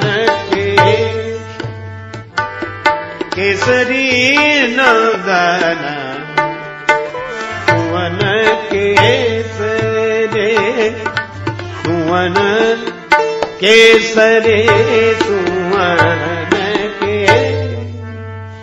शंकर सुवन केशरी नंदन। हनुमान जी शंकर भगवान के पुत्र।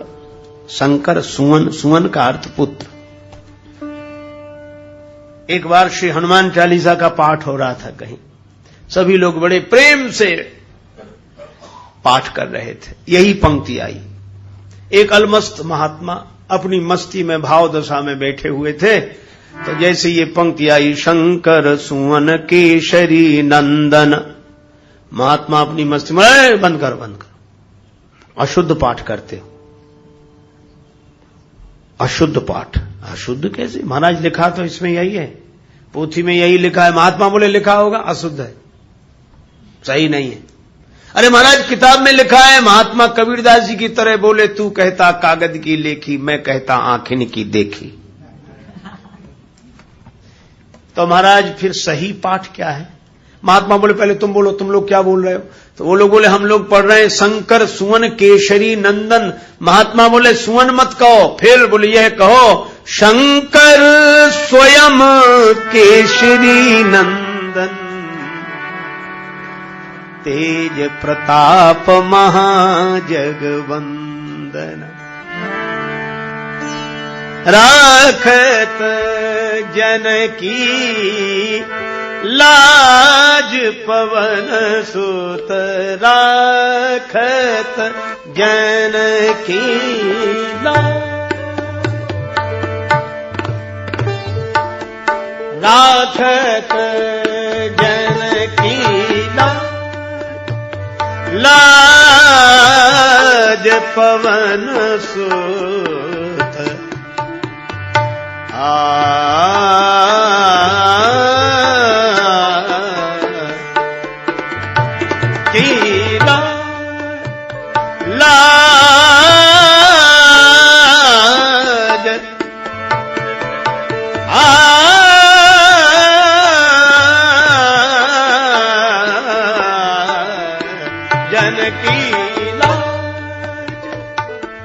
पवन सुत, राखत जनकी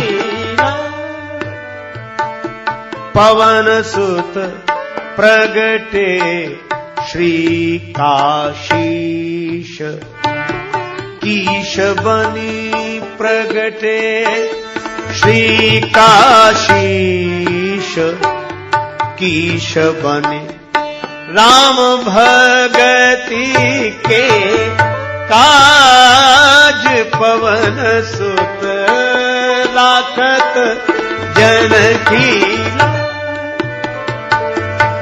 काशीश कीश के राज।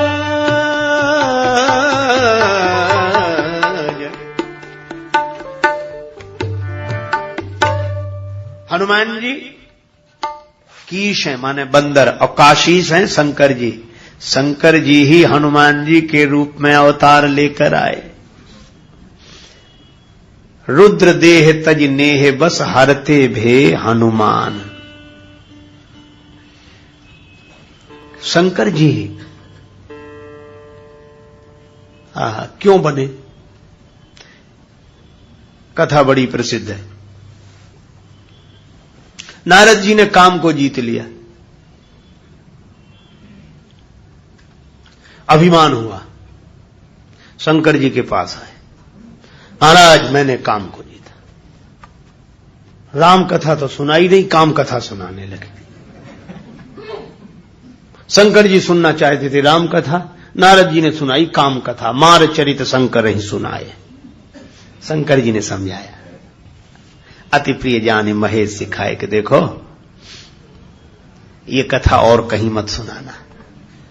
नारद जी बोले हमको भगवान के अलावा और मतलब किससे है? बोले हाँ उन्हीं को मत सुनाना। तिम जनी हरि सुनायो कबहू। नारद जी बोले वैसे तो नहीं सुनाएंगे, अगर चर्चा चल जाए तो। शंकर जी बोले चले हु प्रसंग दुरायो तबहू, चर्चा चल जाए तो भी छिपा लेना, छिपा लेना। नारद जी को लगा कि इन्हें ईर्षा हो गई। शंकर जी ने उपदेश दिया हित का, और नारद जी को भ्रम हुआ कि इन्हें ईर्ष्या हो गई है।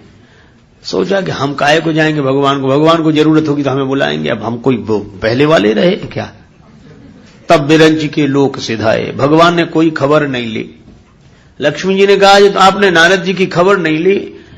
भगवान बोले नारद जी को एक बीमारी हो गई, हम अच्छी तरह खबर लेंगे अभी। अब बहुत दिन हो गए, भगवान ने याद नहीं किया, तो नारद जी ने सोचा कि एक बार चले जाएं, कम से कम बता तो आए हमने क्या उपलब्धि हमें हुई है, कीर्तिमान स्थापित किया है हमने जो कोई नहीं कर सका। लेकिन बार बार नहीं जाएंगे, बार बार जाने से इज्जत कम होती है, एक बार बस। इसीलिए गोस्वामी जी लिखते हैं, एक बार करतल बर बीना, गावत हरि गुण गान प्रवीणा, क्षीर सिंधु गवने मुनि नाथा, क्षीर सिंधु गवने।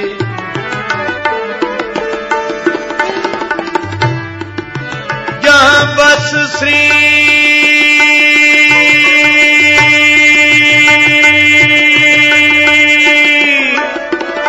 निवास श्रुति माता,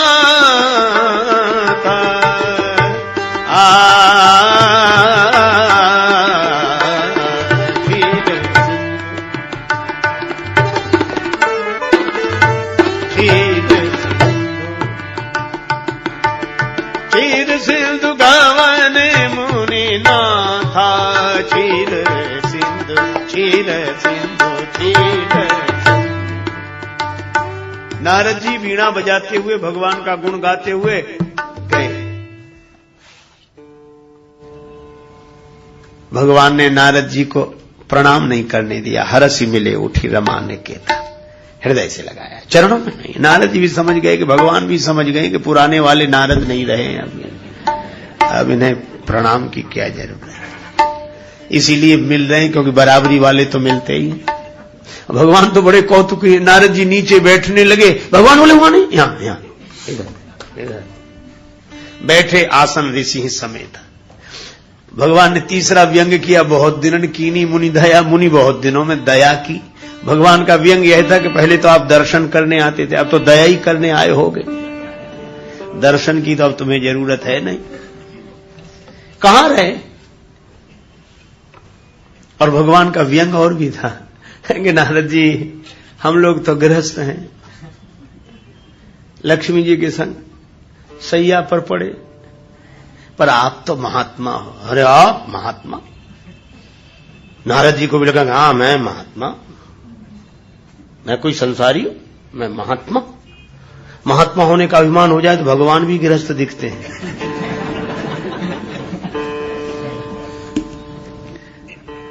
भगवान बोले कहां रहे? नारद जी बोले समाधि लग गई थी, जो शंकर जी ने रोका था वही सुनाए। सर्दी गर्मी धूप बरसा, अरे आप क्या बात करते, काम आया, कुछ नहीं बिगाड़ सका।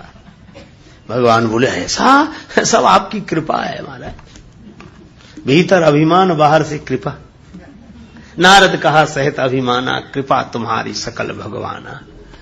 भगवान ने मन में सोचा कि झूठे ही कहा है कृपा है, लेकिन अब सच्ची तो करनी पड़ेगी।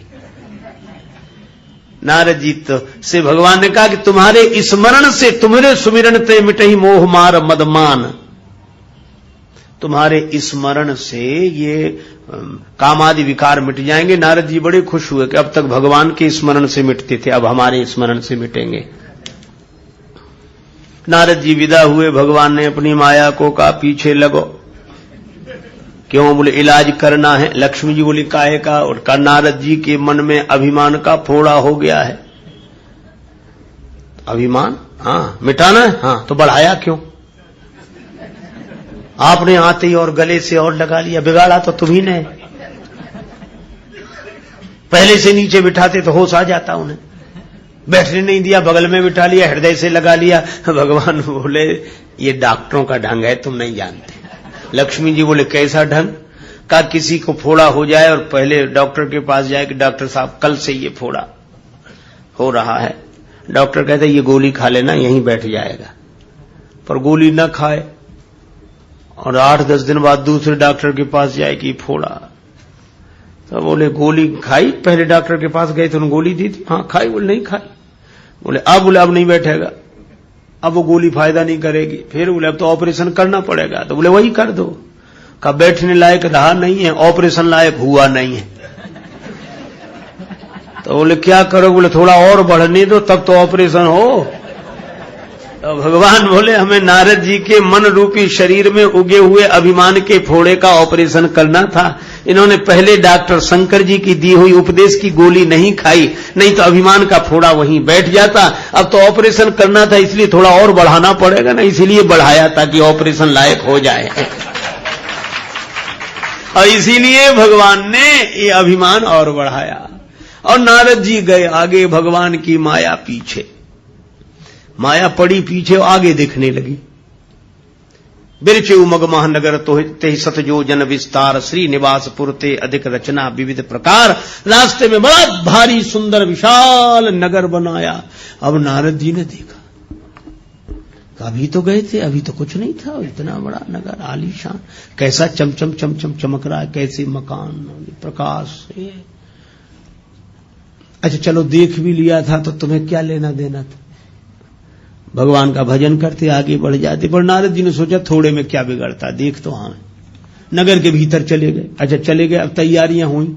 लोगों से पूछा काहे की तैयारी? लोगों ने कहा यहां का राजा शीलनिधि अपनी बेटी का विवाह कर रहा है। बेटा तो उसके है नहीं, बेटी है, उसका विवाह कर रहा है। अब सुन ली थी तो लौट आते।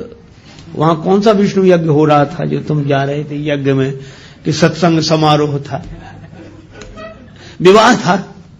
पर नारद जी ने सोचा थोड़े में क्या बिगड़ता है। एक बात याद रखे, जब बिगड़ता है ये थोड़े ही थोड़े में बिगड़ता है। चलता है, लोग चलता है, और चलते ही में चले जाते हैं। चले गए।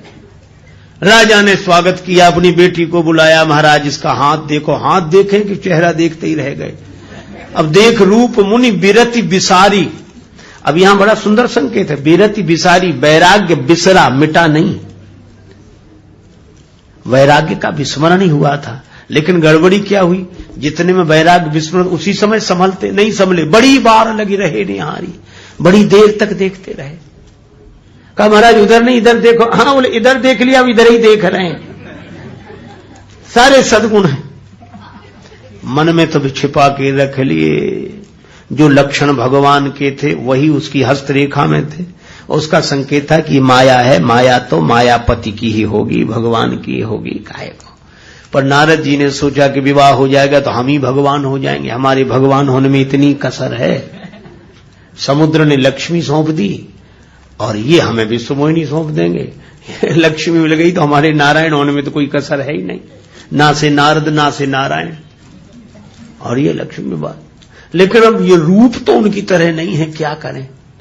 तो भगवान की बड़ी प्रार्थना की, भगवान प्रकट हो गए। वो तो तमाशा देखना ही चाहते थे। किसी ने कहा कि आप क्या देखने जा रहे हो? भगवान बोले नारद जी गए थे तमाशा देखने, हम नारद जी का तमाशा देखने जा रहे हैं। प्रगटे प्रभु कौतुकी कृपाला, प्रभु विलोक मुनि नयन जुड़ाने। अब तो काम बन जाएगा। भगवान बोले कहो नारद जी कैसे याद किया? बोले एक जरूरी काम आ गया। भगवान मन में हंसे, कल काम जीत कर आए थे, आज काम आ गया। विवाह की इच्छा हो गई है। भगवान बोले बड़ा सुंदर विचार है, हमारे लायक कोई सेवा? बोले अपना रूप दे दो सुंदर। भगवान बोले ऐसा? अब भगवान ने सोचा कि सुंदर बनावे कि न बनाए। सुंदर बने झंझट में फंसे, और नारद जी अभी नशे में है, नशा उतरेगा तो आज हमारे हाथ जोड़ रहे हैं कि विवाह करा दो, और जब विवाह का नशा उतरेगा तो हम कोई गाली देंगे कि इन्होंने ही फंसा दिया, हम तो बड़े मजे में थे। तो भगवान सोचने लगे क्या करें। तब तक नारद जी के मुंह से निकला, जे विद होए नाथ हित मोरा। क्या सोच रहे हो, जिसमें हमारा हित हो सो करो। भगवान बोले बन गई बात, नारद तुम्हारा जिसमें परम हित होगा सो हम करेंगे। नारद जी ने भी सोचा कि बन गई बात। भगवान बोले कुपथ्य मांगता है रोगी वैद्य नहीं देता, ऐसे ही मैं तुम्हारा हित करूंगा। पर नारद जी तो तब तक सोच रहे थे कि हमारा विवाह ही हो रहा है, और मुनि हित कारण कृपा निधाना, दीन कुरूप न जाई बखाना। भगवान ने नारद जी को बंदर वाला चेहरा दिया, बंदर बना दिया। और बंदर का चेहरा किसी ने देखा नहीं, नारद जान सबई सिरुनावा। लेकिन एक तो भगवान ने देखा होगा वो जो रूप दिया है उन्होंने, और दूसरे नारद जी ने बाद में देखा था, पुण्य जल दीख रूप निज पावा। और दो और थे देखने वाले, शंकर जी के गण। ये शंकर जी ने मानो अपने गुप्तचर लगा रखे थे पीछे गणों को, कि नारद जी को रोका है, ये बिना कहे मानेंगे नहीं, तुम पीछे लगे रहो। और आंखों देखा हाल, एक एक समाचार हमें सुनाते रहो। रुद्रगणों ने कहा गजब हो गया, नारद जी विवाह कर रहे हैं, भगवान से सुंदरता का वरदान लेने आए थे और बोले हमारा हित हो सो करो। और भगवान ने नारद जी का हित करने के लिए उन्हें बंदर बना दिया। शंकर जी ने कहा तुमने देखा? बोले अभी कहते हैं भगवान से। रुद्रगणों ने भगवान से कहा कि नारद जी का बंदर वाला चेहरा हमको भी दिखना चाहिए। भगवान बोले ये गोपनीय मामला है, सीक्रेट मामला है। ऐसे रुद्रगण बोले कितनी सीक्रेट मामला हो, हम तो संवाददाता है, कितने गोपनीय मामला हो, हमें तो। और सीधे शंकर जी से संपर्क स्थापित किए हुए केंद्र से, हमें तो सूचना देनी है। बोले अच्छा तो तुम भी देखो। अब रुद्रगणों ने वो चेहरा देखा। शंकर जी बोले, इस मन में सोचा कि इसका मतलब है कि भगवान जिसका हित करना चाहते हैं उसे बंदर बना देते हैं। जिसका हित करना चाहते हैं, क्योंकि नारद जी ने कहा हमारा हित हो सो करो, और भगवान ने बंदर बना दिया। तो भगवान जिसका हित करना चाहते हैं उसको बंदर बना देते हैं। लेकिन अभी तो ये बात अनुमान की है, प्रमाण भी तो मिले कि हित क्या हुआ। और हित हुआ, नारद जी गए, सब राजा इकट्ठे थे, नारद जी भी सभा में जाके बैठे। रुद्रगण कहे कि आप देखो चाहे मत देखो, विवाह तो आपका पक्का, आप जैसी सुंदरता तो कहीं है ही नहीं। दूसरा कहता कहां से मिली ये सुंदरता? नारद जी बोले भगवान ने दी। रुद्रगण बोले वही हम कहें कि ऐसी सुंदरता तो वे ही दे सकते हैं, और कौन दे, पक्का आपका विवाह। विश्वमोहिनी माला लेकर आई, पुनि पुनि मुनि उकसही अकुलाही। नारद जी सोचते एक बार खड़े हो जाएं ताकि विश्वमोहिनी देख ले, फिर बैठ जाएंगे। रुद्रगण बोले बैठो बैठो, आप बैठो यहीं। पर विश्वमोहिनी ने काउ न लखा सो मर्म चरित विसेखा, सो स्वरूप नृप कन्या देखा। विश्वमोहिनी ने देखा तो मरकट बदन भयंकर देही। कपि भी नहीं लिखा, कपि कहने में भी थोड़ा मृदुल भाव है, मधुर है। कपि नहीं, मरकट, मारकाट मचाने वाला हो जैसे बंदर। मरकट बदन भयंकर देही।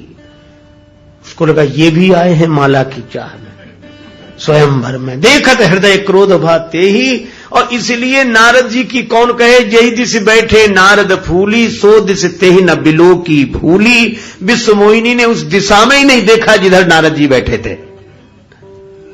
शंकर जी को समाचार मिला, शंकर जी बोले बस यही हित हुआ। विश्वमोहिनी का अर्थ है माया, जो विश्व को मोहित करे उसका नाम माया। और ये माया सबको व्याप्ति है, लेकिन जो भगवान का बंदर बन जाता है उसकी तरफ तो देखती तक नहीं है, व्यापने की कौन कहे, देखती भी नहीं है। और नारद जी की दिशा में जो और राजा बैठे थे उनकी तरफ भी नहीं देखा। वे राजा अपना माथा पीट रहे थे, कहां से कहां इनकी लाइन में आके बैठ गए, इनकी वजह से हमारी तरफ भी कोई नहीं देखता। इसका अर्थ है कि भगवान का जो बंदर बन जाए उसकी दिशा में जो बैठ जाता है उसकी तरफ भी माया नहीं देखती। तो शंकर जी ने फैसला कर लिया कि हम भी बंदर ही बनेंगे, राम जी के बंदर बनेंगे, चाहे जो कुछ हो जाए। लेकिन वे सोचने लगे कि हे भगवान हमें भी अपना बंदर बना लो। और बंदर बनाने का मतलब फिर जैसे नचाओ वैसे नाचेंगे, हम सेवक बन के रहेंगे, अब बंदर बनाओ। भगवान बोले मौका आने दो। बोले मौका नारद जी का तो आ गया।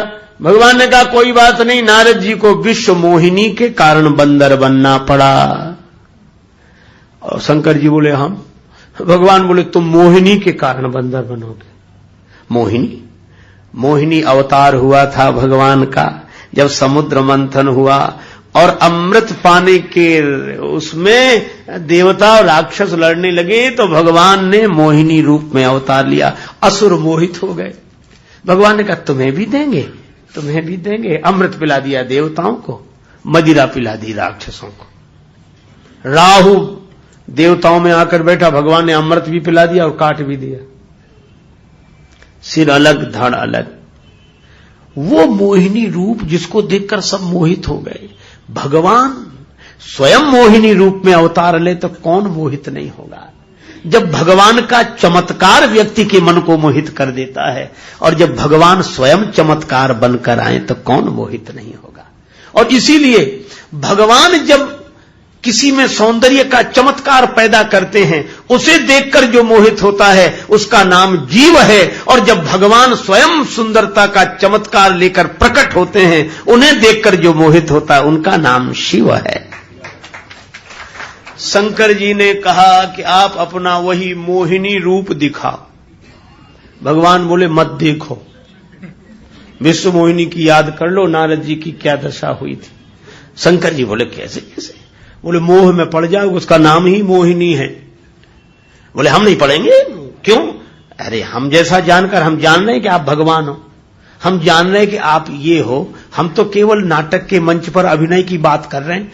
पर्दे के पीछे जाओ और जरा ड्रेस चेंज करके आ जाओ। हम तो जान रहे हैं कि आप ये हो। ड्रेस से क्या फर्क पड़ेगा, भेष बदलने से क्या फर्क पड़ेगा। भगवान बोले समझ लो। नारद शंकर जी बोले समझ लिया। और भगवान मोहिनी रूप में आए। शंकर जी भूल गए कि भगवान है। नारद जी विश्व मोहिनी पाने को लालयित हुए, भगवान शंकर मोहिनी को पाने के लिए। और भगवान ऐसी ऐसी लीला करते हैं कि शंकर जी उस मोहिनी भगवान के प्रति आकर्षित हुए, और उनके अंश को जिसको पवन ने ग्रहण किया ईश्वर प्रेरणा से, उनसे अंजनी माता के गर्भ से हनुमान जी का प्राकट्य हुआ। इसका अर्थ क्या है? इसका अर्थ यह है कि जो भगवान के रूप पर मोहित होता है किसी भी भाव से, उसके अंश से जिसका जन्म होगा वह भक्त ही होगा, इसमें कोई संदेह नहीं। इसलिए हनुमान जी शंकर सुवन केशरी नंदन, यह शंकर जी के सुवन है। या यो कहो आत्मो वैजायत पुत्र के नियम के अनुसार शंकर स्वयं केशरी नंदन। केशरी इनके पिताजी का नाम है, अंजनी माता है हनुमान जी की, वानर राज केशरी इनके पिता हैं, और शंकर जी के अंश से यह उद्भूत हैं, इसलिए शंकर सुवन। पवन शंकर जी के अंश को माता अंजनी के गर्भ में कर्ण मार्ग से स्थापित करते हैं, इसलिए हनुमान जी पवन सुत हैं। तो हम लोग यह इस रूप में देखें, शंकर सुवन, शंकर सुवन केसरी नंदन, शंकर सुवन केसरी, तेज प्रताप महा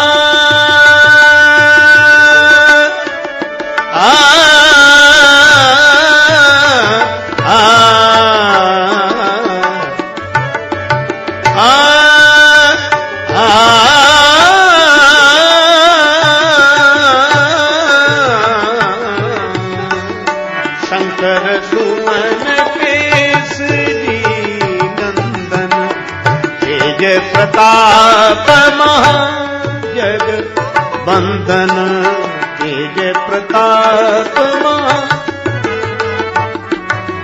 शंकर सुवन केसरी, तेज प्रताप महाजग बंदन, शंकर सुवन केसरी, सुवन केसरी, सुवन केसरी नंदन, सुवन केसरी नंदन, शंकर सुवन के।